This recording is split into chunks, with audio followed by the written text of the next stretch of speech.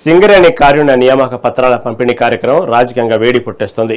బొగ్గు టెండర్లలో అవినీతి జరిగిందంటూ deputy CM Bhatti, మంత్రి శ్రీధర్ బాబు చేసిన వ్యాఖ్యలపై బీఆర్ఎస్ తీవ్రంగా మండిపడింది.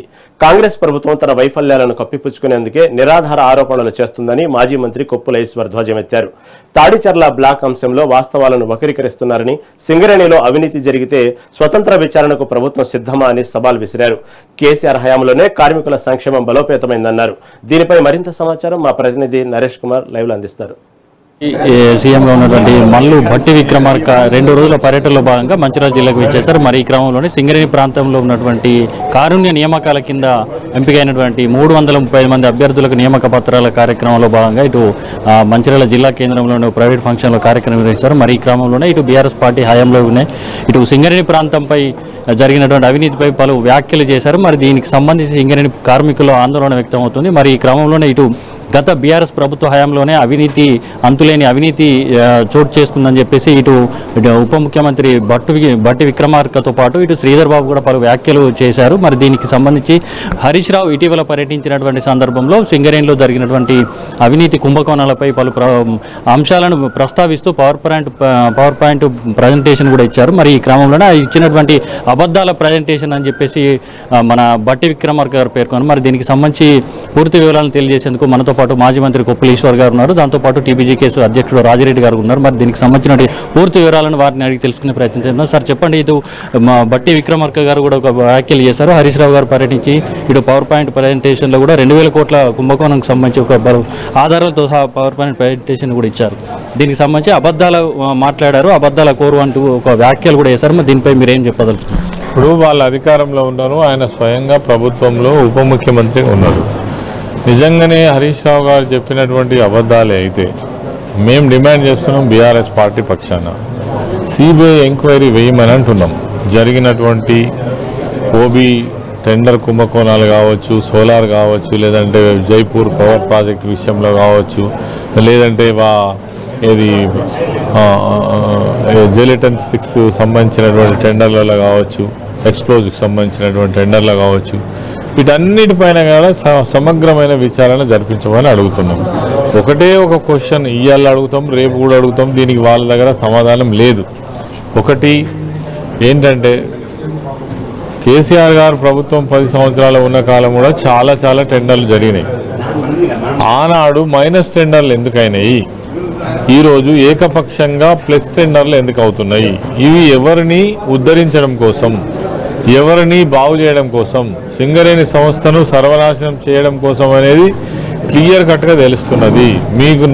మీకు నచ్చిన సంస్థలకు, మీ బంధువుల సంస్థలకు కట్టబెట్టడం కోసమే కదా సైట్ విజిట్ సర్టిఫికేట్ పెట్టి ఇలా టెండర్లన్నీ కూడా వాళ్ళకి కట్టబెడతా ఉన్నారు. 1000 కోట్ల రూపాయల నష్టం ఇలా సింగరేణి సంస్థకు జరిగింది. అదేవిధంగా సింగరేణి సంస్థకు జరగడం అంటే రాష్ట్ర ప్రభుత్వానికి జరిగింది. రాష్ట్ర ప్రభుత్వానికి జరగడం అంటే ఈ ప్రాంతంలో ఉన్న ప్రజలకు, కార్మికులకు జరిగింది. దీనిపైన మాట్లాడకుండా 335 సర్టిఫికెట్స్ దాదాపు చాలా కాలం నుంచి పెండింగ్లో ఉన్నటువంటివి వాళ్ళు ఎప్పుడో అన్ఫిట్ అయిపోయింది. వాళ్ళకు ఉద్యోగాలు ఇవ్వకుండా ఇలా బీఆర్ఎస్ పార్టీ ఉద్యమం చేస్తుంటే దానికి తట్టుకోలేక ఉటావుటిన మంత్రులందరూ ఉరికొచ్చి ఆ నియామక పత్రాలు ఇచ్చి లేనిపోని అబద్ధాలు మాట్లాడి నిజం చేసేటువంటి ప్రయత్నం చేసిండ్రు. కానీ కార్మికులకు ప్రతి విషయం కూడా తెలుసు. వాళ్ళు బోనస్ విషయంలో ఏ విధంగా మోసం చేసిండ్రు. ఈ 30 నెలల నుంచి ఏదైతే మెడికల్ బోర్డు పెట్టకుండా 2-3 సార్లు మొక్కుబడిగా నిర్వహించి ఆ బోర్డులో నిజంగా అర్హులను కూడా ఎవరిని కూడా అన్ఫిట్ చేయకుండా ఏ విధంగా వేధిస్తున్నారు. ఈ కాలయాపన వల్ల కూడా అనేక మంది కోల్పోయారు, అవకాశాన్ని కూడా కోల్పోయారు. మరి వీటన్నిటి తప్పించుకోవడం కోసం అబద్ధాలు మాట్లాడింది భట్టి విక్రమార్క గారు, అబద్ధాలు మాట్లాడింది శ్రీధర్ బాబు గారు, అబద్ధాలు మాట్లాడింది ఇక్కడికి వచ్చిన మంత్రి అడ్లూరి లక్ష్మణ్ మాట్లాడింది. మేము కాదు అబద్ధాలు మాట్లాడింది, హరీష్ రావు గారు కాదు అబద్ధాలు హరీష్ రావు గారు మాట్లాడింది ముమ్మాటికి నిజాలు. మీ దగ్గర నీతి నిజాయితీ ఉంటే వాటిని నిరూపించుకునే ప్రయత్నం చేయండి, శ్వేతపత్రం రిలీజ్ చేయండి. అసలు మొన్న చెప్పిన దాంట్లో ఒకటి క్లియర్ కట్గా ఉన్నది. మీరు వచ్చినాక ఏం నిర్వాహకం జరిగిందండి? మొత్తంగా కూడా ఉత్పత్తి కూడా పడిపోయింది. తర్వాత 40 లక్షల మెట్రిక్ టన్నుల బొగ్గు నిల్వలు ఉట్టిగానే చూపించి ఎక్కడ చూసినా బొగ్గు లేదు, మాయమైపోయింది. మీరు రాబందులా లేదంటే మేము నిజాలు చెప్తున్నటువంటి హరీష్ రావు గారు రాబందా, మేము రాబందా, మా పార్టీనా? ఇవన్నీ కూడా మీకే వర్తిస్తాయి. వీటన్నికి సమాధానం చెప్పాల్సిన బాధ్యత బట్టి విక్రమార్క గారికి, శ్రీధర్ బాబు గారికి, అదేవిధంగా రాష్ట్ర ముఖ్యమంత్రికి ఉన్నది. సార్ ఇప్పుడు టీబీజీ కేసు రాజిరెడ్డి గారు కూడా మనతో పడినారు. సార్ మీరు చెప్పండి, టీబీజీ కేసు హయాంలో టీబీజీ కేసు గుర్తింపు సంఘంగా ఉన్నటువంటి కాలంలో కూడా ఏ పని జరగాలన్నా, ఏ ఫైల్ కదలాలన్నా కూడా ఇటు అంతులేని అవినీతి చోటు చేసుకుంది. ఇటు టీబీజీ కేసు నాయకులు కూడా లక్షల మేర ఇటు డబ్బులు తీసుకొని పనులు చేపించారని చెప్పేసి కూడా ఇటు మంత్రులు ఆరోపించారు. మరి దానిపై మీరేం చెప్పారు? ఒకటే అవినీతి అక్రమాలు అని చెప్తున్నటువంటి కాంగ్రెస్ ప్రభుత్వం అయితే, మంత్రులను అయితే ఒకటే డిమాండ్, మీరు ఏ స్థాయిలోనైనా సిట్టింగ్ జడ్జా, ఏసీబీఐ, సిబిఐయా, ఎవరితోటైనా ఎంక్వైరీ చేయండి.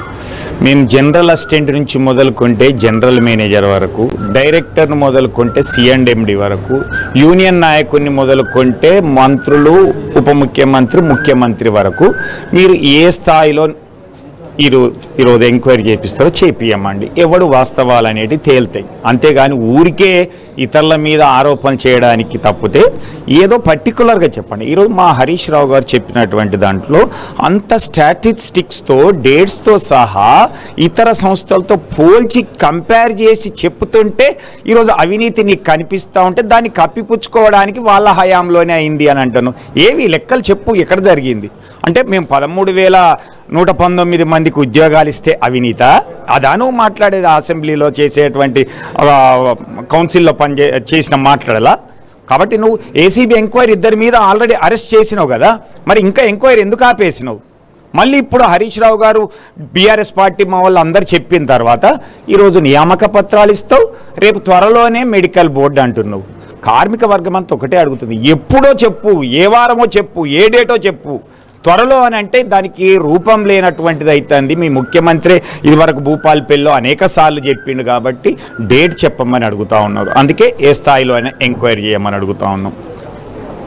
సార్ ఇప్పుడు ఈ తాడిచెర్ల బ్లాక్కు సంబంధించి కూడా ఇప్పుడు సత్తుపల్లి బ్లాక్ కేటాయించకుండా బీఆర్ఎస్ హయాంలోనే అడ్డుకున్నారు అని చెప్పేసి అన్నారు. దాంతోపాటు ఇటు బీఆర్ఎస్ పార్టీ ఏదైతే గుర్తింపు సంఘంగా ఉన్నటువంటి, అనుబంధ సంఘంగా ఉన్నటువంటి హయాంలోనే మారుపేర్ల అంశాన్ని కూడా మీరు ప్రస్తావించకుండా కావాలని కాలయాపన చేశారు. మరి అప్పుడు మీరు ఎందుకు చేయలేదని చెప్పేసి ఒక ఇటు బహిరంగ సవాల్ కూడా విసురుతున్నటువంటి పరిస్థితి. బహిరంగ సవాల్ మేము కూడా విసురుతున్నాం. మా హయాంలో నువ్వే చెప్పినావు కదా, 13,119 మంది ఉద్యోగాలు పొందిరు అన్నావు. మరి అందులో ఎంతమంది మారు పేర్లతో ఉండి ఉంటారు అంటే పావుల వేసుకున్నా కానీ ఈరోజు ఒక 3,000 మంది మారు పేర్లోళ్ళు ఉండాలి.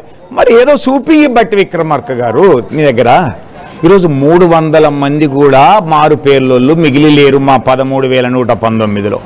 అది కూడా ప్రత్యేకమైనటువంటి కంప్లైంట్లు ఇవ్వడం వలన, లేదంటే వాళ్ళు ఎంక్వైరీలో కొంత ఇబ్బందికి జరగడం వలన జరిగినటువంటిదే తప్పితే కేసీఆర్ వారు మానవీయ కోణంతో యాజమాన్యానికి చెప్పిండ్రు కాబట్టే ఈరోజు తల్లికి తండ్రికి కొడుక బిడ్డ అల్లుడా అనేటువంటి రిలేషన్షిప్ చూసి వాళ్ళందరికీ కూడా ఉద్యోగాలు ఇచ్చేండు. కానీ ఈరోజు కాంగ్రెస్ ప్రభుత్వం వచ్చిన తర్వాత, ఏఐటీస్ ఐఎన్టీస్ గెలిచిన తర్వాత 10వ తరగతి ఎస్ఎస్సి రెగ్యులర్గా పాస్ కానటోళ్ళందరికీ కూడా విజిలెన్స్ పంపండి అని సర్క్యులర్ ఇస్తే కూడా నోరు మూసుకున్నటువంటి మీరు ఈరోజు విజిలెన్స్ కంప్లైంట్ చేపిస్తున్నారు. మీరు ఆ రోజు మేము తప్పిపుచ్చకాడానికి ఉద్యోగాలు ఇప్పిస్తే ఈరోజు మారు పేర్లతోటి ఎస్ఎస్సి లేదు అనేటువంటి ఉద్దేశంతో ఉన్నటువంటి అందరినీ పట్టిస్తున్నటువంటి మీరు ఈరోజు. కాబట్టి మాకు మీకు తేడా ఏంటి అనేది కార్మిక వర్గం గుర్తిస్తూ ఉన్నది. ఇలాంటి అసత్య ఆరోపణలు చేయకూడదు. రైట్, మొత్తంగా చూసుకుంటే ఏదైతే డిప్యూటీ సీఎం బట్టి విక్రమార్క గారు చేసినటువంటి ఆరోపణలు ఏదైతే ఉన్నాయో, హరీష్ రావు గారు మాట్లాడినటువంటి సవాల్ విసిరినటువంటి సవాల్కు సిద్ధమా అని చెప్పేసి చెప్తున్నటువంటి పరిస్థితి అయితే, దీంతో పాటు ఏదైతే అసత్య ఆరోపణలు, అసత్య ప్రచారాలు చేస్తున్నటువంటి వాటిపై పూర్తి స్థాయిలో కూడా మేము ఎక్కడ